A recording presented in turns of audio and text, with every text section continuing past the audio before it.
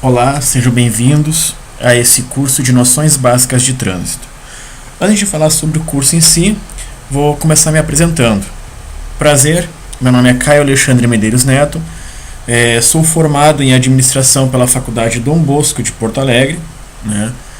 E a minha experiência na área de trânsito, ela começou em 2002, quando eu ingressei na Empresa Pública de Transporte e Circulação, aqui em Porto Alegre, como agente de trânsito e transporte. E lá eu fiquei durante 10 anos, trabalhando como fiscal de trânsito. Aqui no Rio Grande do Sul, em Porto Alegre, os agentes de trânsito são chamados de azulzinhos em razão do uniforme. Mas cada região tem o seu fiscal de trânsito, tem o uniforme, cada cidade, cada estado tem tem o apelido, cada agente tem um apelido carinhoso, vamos dizer assim, Aqui no Rio Grande do Sul, aqui em Porto Alegre, a gente é chamado de azulzinho. Pois bem, eu fiquei durante 10 anos na Empresa Pública de Transporte e Circulação, trabalhando como fiscal de trânsito, agente de trânsito, A gente cuidava tanto da parada de estacionamento, fiscalizava de fato as infrações de trânsito que eram cometidas aqui pelos condutores aqui em Porto Alegre. E nesse período de 10 anos, não é que pintou a oportunidade, mas como é que eu posso explicar para vocês? Me deu a vontade assim, de eu estar fazendo um curso na PUC, e ali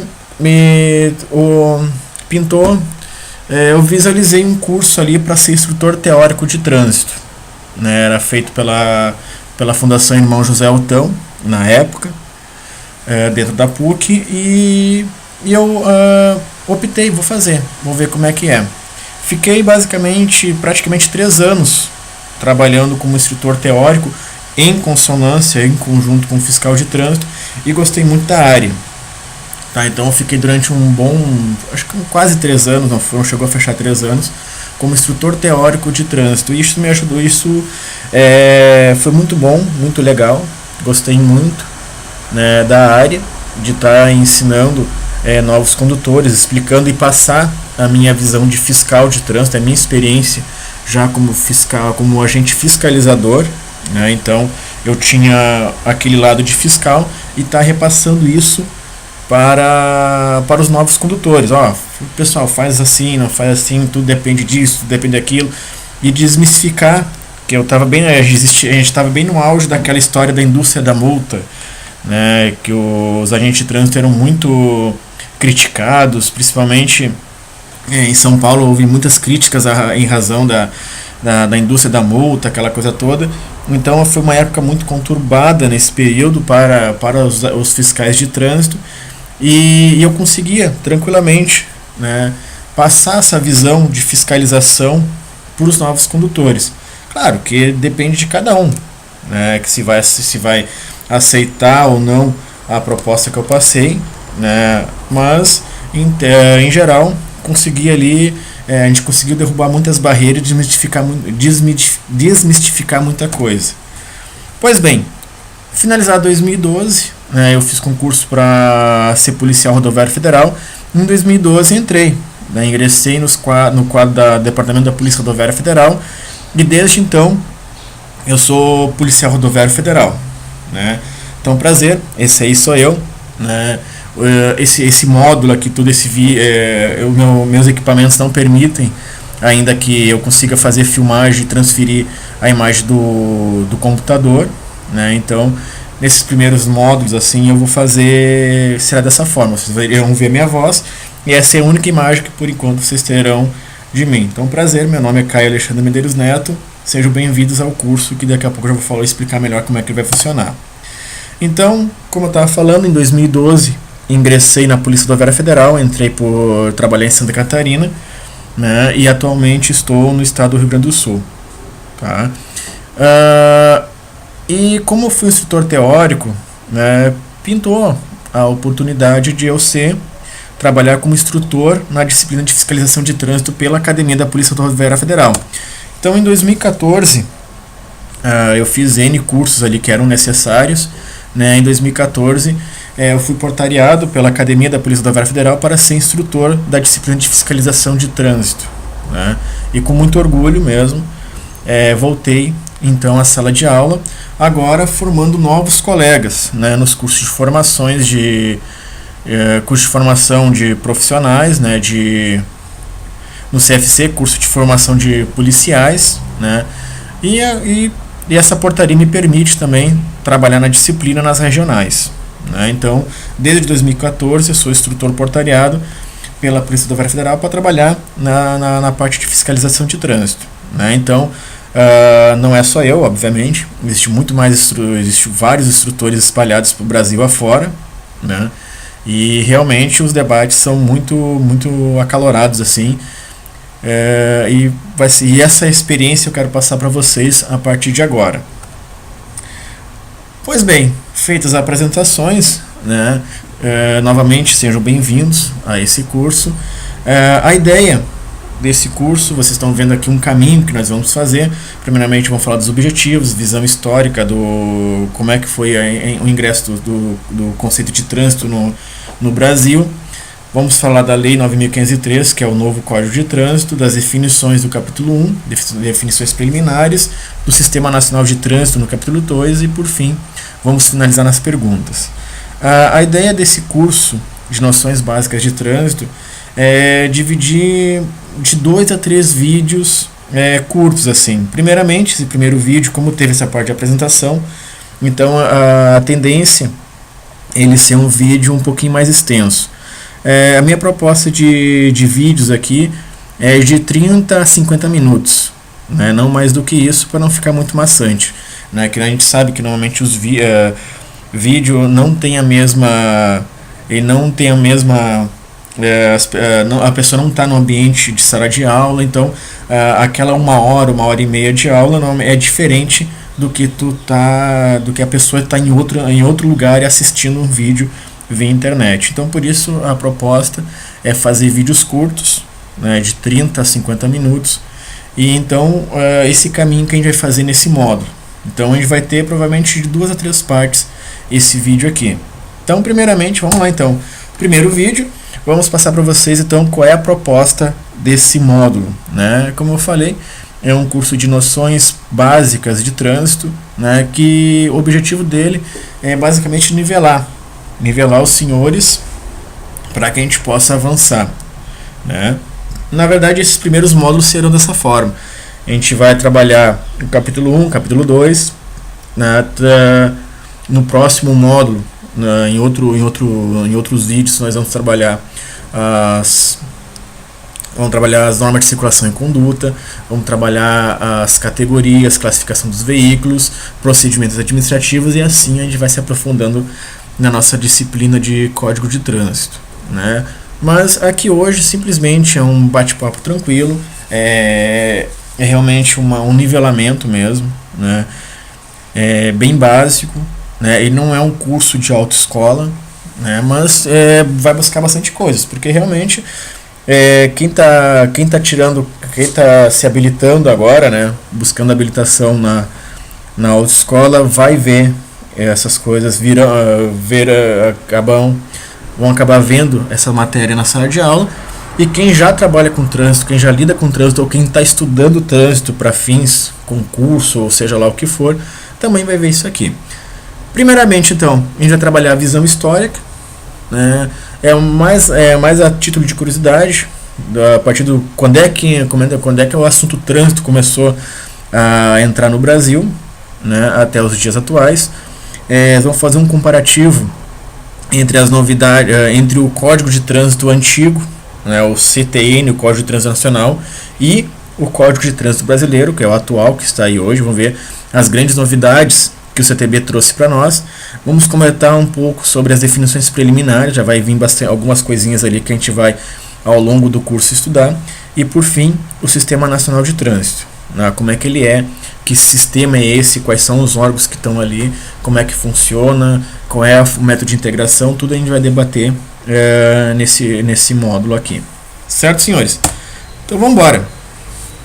Primeiramente, como eu falei, a visão histórica, ela tem a gente vai resgatar, né, como é que o trânsito entrou aqui no Brasil, desde o Brasil Império até os dias atuais, né? Não vamos ficar debatendo muita coisa, mas realmente algumas coisinhas básicas, assim, só para título de curiosidade. As novidades incluídas no Código de Trânsito, como foi mencionado, e aí sim, a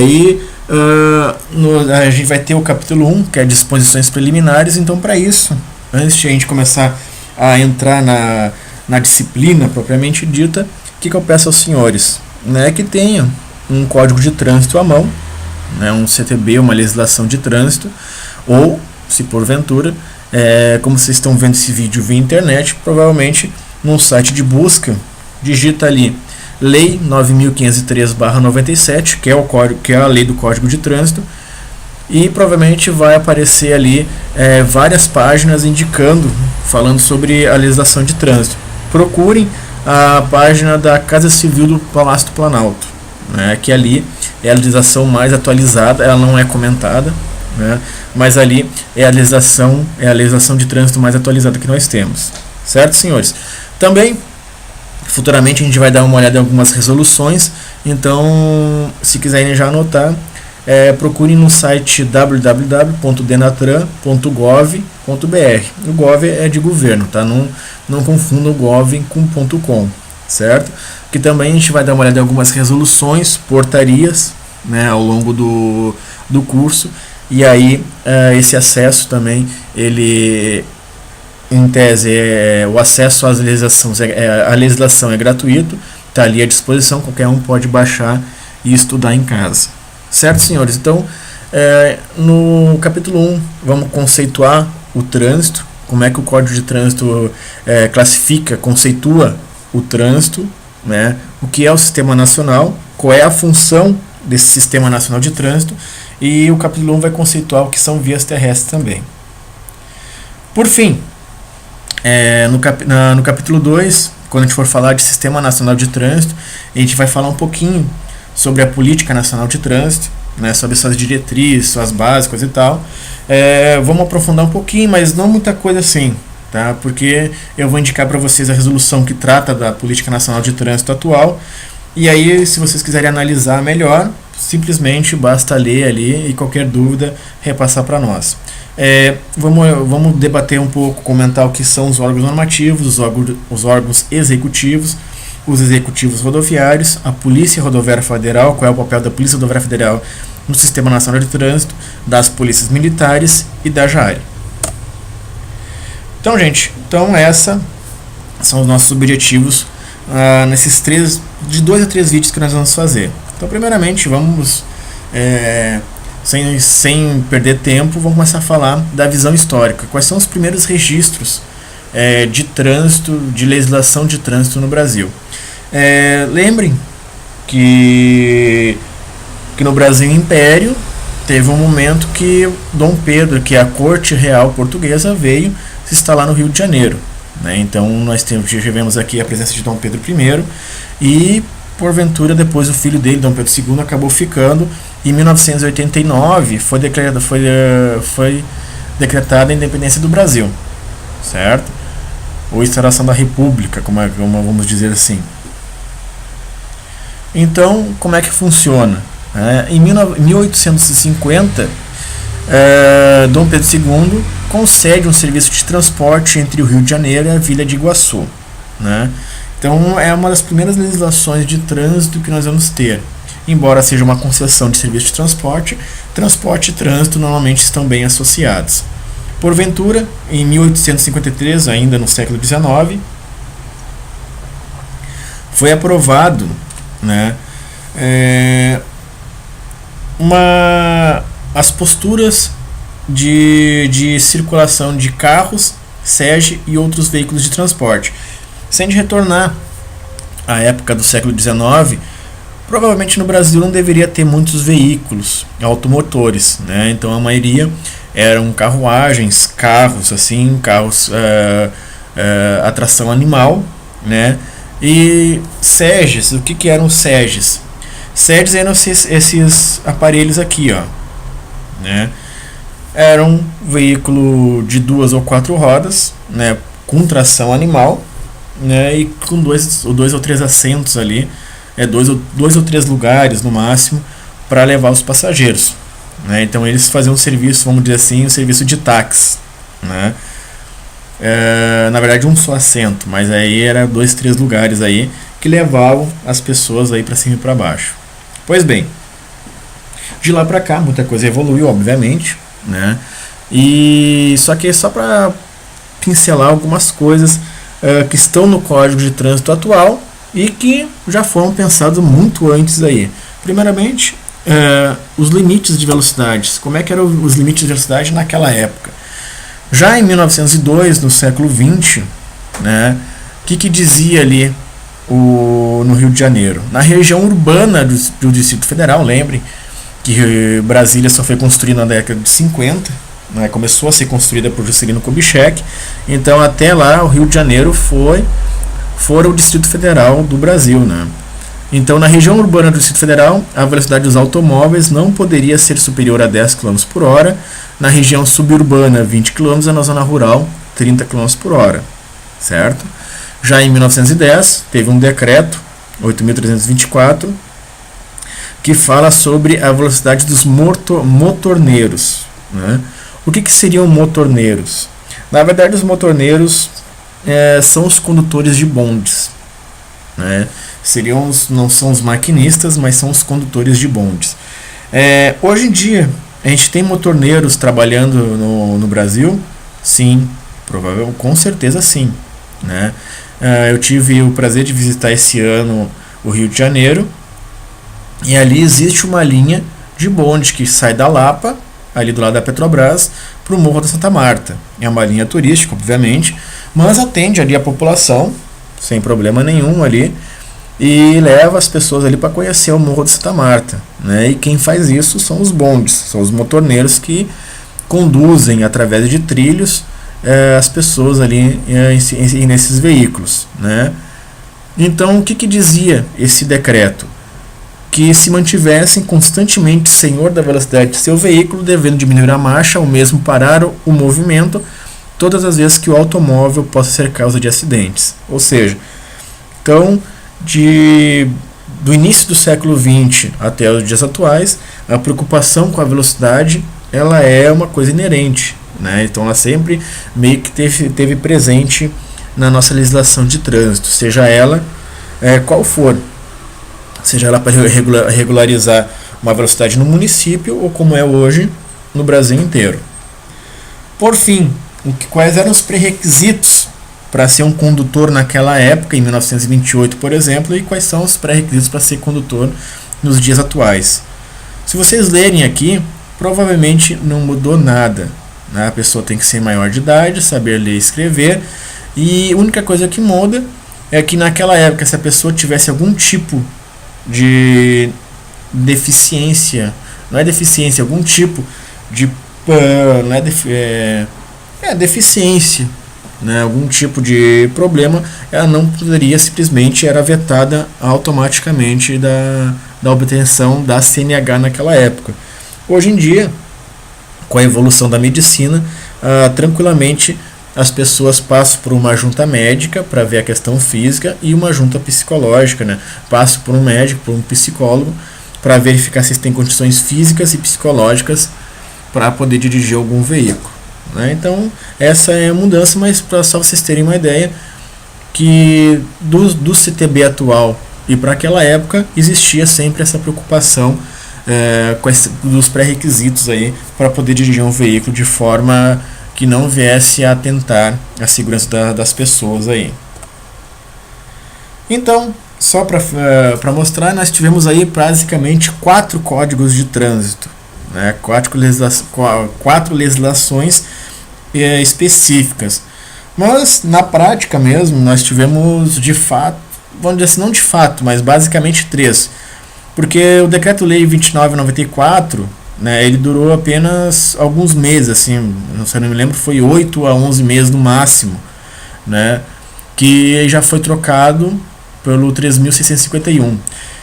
O que consta aqui, nossos manuais, aqui no nosso histórico, é que esse decreto 2994 ele vem com muitas lacunas, ele vem muito vago em muitas coisas, e por isso que esse decreto 3.651 ele complementou, não é que ele complementou, ele trouxe muito mais coisas, muito mais regulamentação, e por isso que foi substituído um pelo outro. Mas o que dizia nosso primeiro código de trânsito? O tráfico ele é um movimento de pessoas, animais montados ou em tropa, veículos e outros meios ou aparelhos de transportes, isolados ou agrupados, fazendo uso de rua, estrada ou caminho. A gente já vai ver adiante que o nosso CTB não vai mudar basicamente nada. O que seria trânsito e o que seria tráfego. Basicamente vai ser a mesma coisa que foi pensado em 1941. Por fim, esse primeiro código ele foi rapidamente substituído pelo segundo, e esse segundo código ele teve uma diferença em relação ao atual, porque ele delegou muitas coisas para os estados regulamentarem, né? E a legislação nacional ela ficou muito vaga, assim, ela deu muitos poderes para os estados. Então cada estado fazia a sua legislação, basicamente, assim, regulava um monte de coisa, como é que seria não seria vistoria não existia naquela época, mas como seria tal tipo de coisa, assim por diante, certo? Em 1966 foi substituído então pela Lei 5.108, né? E a partir daí a União retoma a coordenação do Código de Trânsito, das leis de trânsito, né? Passou a ser basicamente tudo via União, e as questões executivas e práticas para ser realizadas pelos estados, né? E em 93 então começou o primeiro projeto de lei que transformou, né, que se transformou em Código de Trânsito Brasileiro pela Lei 9.503 em 23 de setembro de 97. Basicamente ficou tramitando nas duas casas do Congresso Nacional durante 5 anos. Só para vocês terem uma ideia, esse projeto de lei então ele ficou tramitando nas casas do Congresso, passando por várias comissões, para enfim virar uma lei, né? Se a gente for analisar as leis como elas são feitas hoje, até que esse projeto de lei ele não demorou muito, ele foi até um tempo razoável, né? E por incrível que pareça, a gente ao longo desses cursos de legislação de trânsito a gente vai vendo que existem muitas lacunas abertas, muitas coisas que eram para ter sido implantadas e não foram, e muitas coisas que está ali no código e não sabe o que nós vamos fazer, como é que vamos botar em prática isso. Então é um projeto que ele ficou 5 anos transitando nas duas câmaras, nas duas casas legislativas do Congresso Nacional, e mesmo assim, com o tempo a gente vai verificar que tem muita coisa para ser modificada, analisada e revisada. Pois bem, então vamos fazer um comparativo então com o CTN, com o antigo Código de 66, com a nova lei do CTB. Nova no sentido que é atual, né? Porque já de nova não tem tanta, já estamos no século XXI, basicamente essa lei já tem mais de 21 anos, né? Então vamos ver as inovações que o Código de Trânsito Brasileiro trouxe em relação aos códigos anteriores. Primeiramente, provavelmente vai ter mais coisas, mas o que eu posso garantir para vocês que essas 3 coisinhas aqui, esses 3 itens que eu assinalei, realmente fizeram a diferença entre os antigos códigos e o atual. Primeiramente, vamos falar da pontuação na Carteira Nacional de Habilitação. Vocês sabem que o trânsito ele promove uma interação entre diferentes membros da sociedade. Então, numa rua, numa avenida, numa avenida, vamos botar assim, de qualquer cidade, pode estar ali diferentes pessoas e diferentes classes sociais lado a lado. Pode estar num veículo uma pessoa da classe mais alta e do lado ali caminhando numa calçada uma pessoa da classe lá embaixo, ou vice-versa, ou seja o que for. Então, o trânsito ele promove a interação das pessoas naquela sociedade, naquele núcleo urbano ali, né? E o que aconteceu nos 3 códigos anteriores era basicamente isso aí. As pessoas com maior poder aquisitivo não se sentiam de fato penalizadas ao cometimento das infrações previstas na lei antiga. O que isso quer dizer? Que as pessoas com poder aquisitivo maior, né, simplesmente elas não sentiam nenhum problema em cometer as infrações, porque por mais caro, por mais, sei lá, por valor mais alto que fosse uma infração de trânsito, ela simplesmente ia lá, pagava e seguia tranquilamente, né? E obviamente uma multa, um valor de multa alto, por exemplo, para uma pessoa de uma classe mais baixa, normalmente pode fazer a diferença. Então, o que acontecia? As pessoas com menor poder aquisitivo acabavam respeitando o Código de Trânsito, e as pessoas com poder aquisitivo maior, elas respeitavam se quisessem, né? Se não quisessem e fossem, iam lá, cometiam as infrações. Se fossem flagradas, seriam autuadas, simplesmente iam lá, pagavam e estava tudo bem. Já no Código de Trânsito brasileiro, então, com a pontuação na CNH, trouxe essa inovação. O que aconteceu? Igualou todo mundo. Por quê? Porque a pessoa de maior poder aquisitivo, ela pode ter mais dinheiro para pagar uma multa, por mais cara que ela seja, né? Mas mesmo assim ela vai ter uma pontuação, e essa pontuação vai gerar problemas para ela se ela continuar desrespeitando o código e sendo flagrada. Por quê? Porque se ela chegar numa pontuação X, ela vai ter sua carteira suspensa, vai ficar algum período sem poder dirigir. Se for flagrada dirigindo um veículo no período da suspensão, terá a carteira de habilitação cassada, e vai ter que esperar um período X para poder realmente dirigir. E se for flagrada dirigindo, com a carteira cassada ou suspensa, aí vai entrar num crime de trânsito, vai ter que responder pelos crimes de trânsito previstos também no nosso CTB, certo? Então, ou seja, a pessoa de menor poder aquisitivo, ela vai cumprir a legislação de trânsito em razão, muitas vezes, do alto valor pecuniário, né, que essa multa tem, que essas infrações têm, mas as pessoas de maior poder aquisitivo vão também ter que cumprir, não somente pelo valor pecuniário, mas também pelo transtorno que vai trazer a elas se cometerem infrações, se tiverem pontuação na carteira, se tiver que cumprir suspensão, se tiver a cassação da carteira. Então, sob pena que depois responder a algum crime de trânsito. Ou seja, o que acontecia também? Os crimes de trânsito previstos no CTN não existiam. O CTN não tinha nenhuma legislação de trânsito anterior, tinha previsão de crimes de trânsito. Os crimes de trânsito até a nova legislação, até a Lei 9.503, eram todas verificadas no Código Penal. Por exemplo, um homicídio culposo, uma lesão corporal culposa é tratada dentro do Código Penal, certo?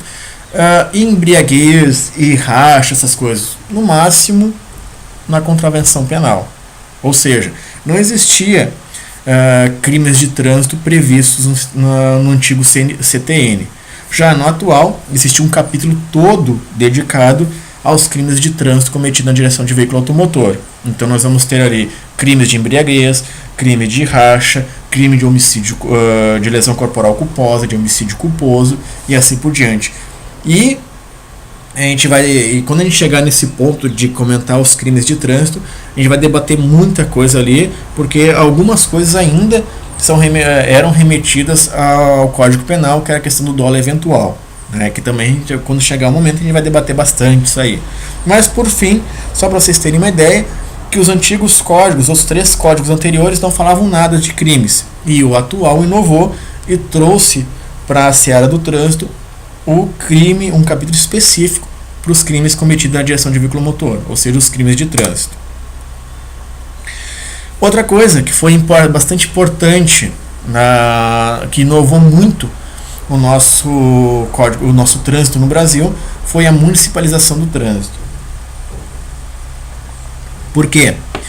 Porque até então as 3 legislações anteriores elas distribuíam atribuições, obviamente, e as atribuições iriam iam até os estados. Nos municípios também recebiam atribuições, só que os municípios, as atribuições dos municípios era para manutenção, conservação e operação do sistema viário, né? Não existia a figura do agente de trânsito municipal. Quem fazia a fiscalização das infrações cometidas nos municípios eram as polícias municipais, eram as polícias militares.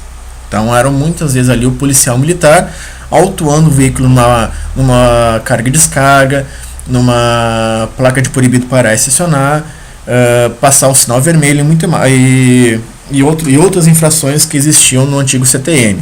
Tá? Então os municípios cabiam somente a manutenção das sinalizações que existiam na cidade. Certo?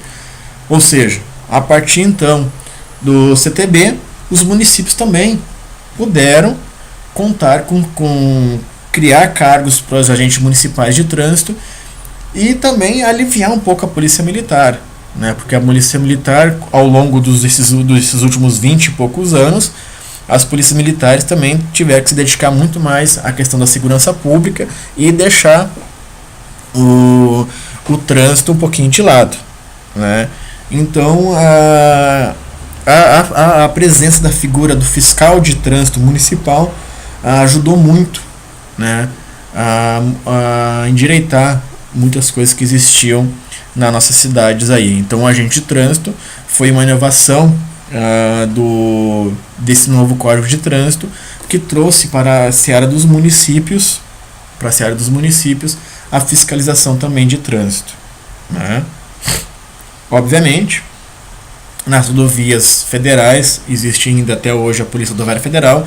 Nas rodovias estaduais vai existir também as suas polícias rodoviárias estaduais, né? Só que e também em vários municípios poderão ter o policial militar autuando, né? Sem problema nenhum. Só que essa autuação, essa fiscalização de trânsito que o policial militar ou policial rodoviário estadual vem a fazer é mediante convênio com os órgãos que têm circunscrição na via.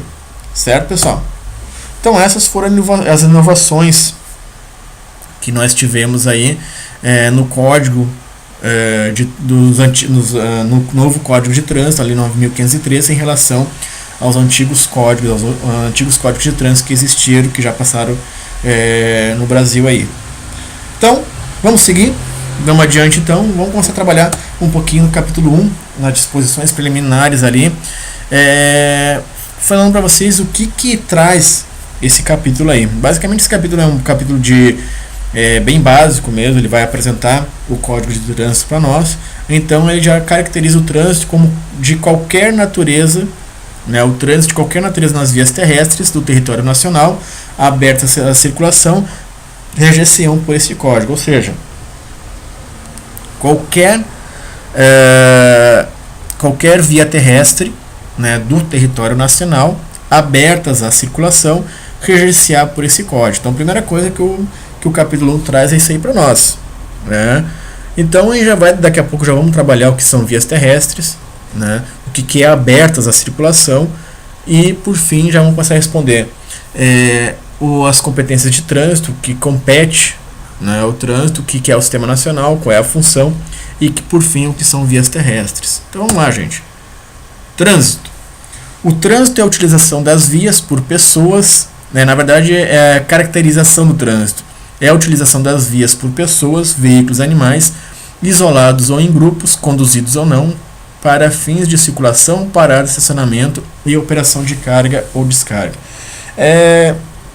Se a gente voltar um pouquinho na apresentação, vocês vão ver que lá na visão histórica teve um parágrafo que falava mais ou menos isso aqui, né? Então eu falei para vocês, vamos para frente, vamos mais à frente, vocês vão ver que o Código de Trânsito atual traz algumas coisas que já foram implantadas no Brasil há muito tempo. Então vocês podem visualizar que não é muito diferente. Então é a utilização das vias por pessoas, veículos e animais, esses animais ou isolados ou em grupos, conduzidos ou não, para fins de circulação, parada, estacionamento e operação de carga ou descarga. Mas o que é circulação, o que é parada, o que é trânsito, o que é estacionamento, enfim, isso aí tudo a gente vai ver no anexo 1, do nosso Código de Trânsito. Então, se vocês já tiverem um código à mão, poderão olhar o anexo 1 ali, vocês vão ter essas definições, né? O que é trânsito, o que é circulação, o que é parada de estacionamento e operação de carga e descarga. Quem tiver, como eu já falei, né, dei a dica do acesso à Casa Civil do Palácio Planalto, ali a Lei 9.503 vai ter esse anexo logo após o término da legislação da lei em si. Pois bem, o que é então esse Sistema Nacional de Trânsito, né? É um conjunto de órgãos e entidades da União, dos estados, do Distrito Federal, que agora nesse caso aqui é Brasília, né? E dos municípios, que tem por finalidade o exercício das seguintes atividades. Então, esse sistema é um conjunto de entidades, né, de órgãos, que cada um tem uma função. Vai ter alguns órgãos que têm funções mais estratégicas, tem outros que têm a formação mais operacionais, outros têm direcionamento mais para a área de engenharia, assim por diante. Então, vamos verificar quais são as atividades que cada um vai ter aí. Por fim, vamos lá. Vai ter órgãos e entidades que vão ter as atividades de planejamento, administração, normatização e pesquisa. Vamos encontrar órgãos também que vão se preocupar no registro e licenciamento de veículos. Vamos encontrar também órgãos e entidades que vão se preocupar com a formação, a habilitação e a reciclagem de condutores e a educação. Aqui eu vou fazer um parênteses, que formação de condutores é diferente de educação. Tá? Por quê? Porque o Código de Trânsito ele previu que a educação de trânsito deveria ser levada à educação básica, né? Infelizmente, até os dias de hoje, a gente teve pouco avanço nesse tipo de educação. Então, a educação seria levada para as crianças e, por fim, adolescentes, né?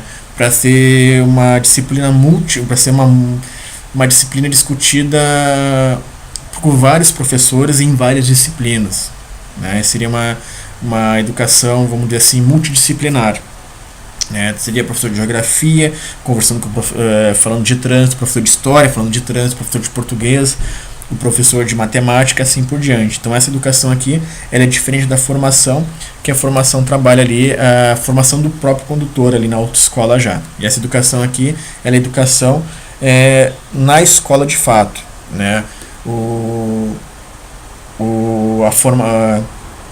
A educação voltada para a criança como pedestre, como ciclista, que é o que a maioria são, o adolescente como skatista, seja lá o que for, como pedestre também, e entre outros. Então seria esse tipo de educação aí. Vamos também ter órgãos que vão estar preocupados com a engenharia de tráfego e a operação do sistema viário, as inovações que isso traz, as tecnologias que vêm e como ser implantado isso na nossa engenharia e operação do sistema viário. E tem bastante coisa. Vamos ter também entidades voltadas para o policiamento e a fiscalização de trânsito em si, né? E também vamos ter órgãos, vamos ter entidades para julgar as infrações e esses recursos de infrações. Vamos ver que são duas coisas diferentes. A infração, aí mais adiante a gente vai ver que é para verificar se realmente ela cumpriu os pré-requisitos de formalidade, né, e consistência. E os recursos é quando uma pessoa entra com recurso propondo com uma defesa.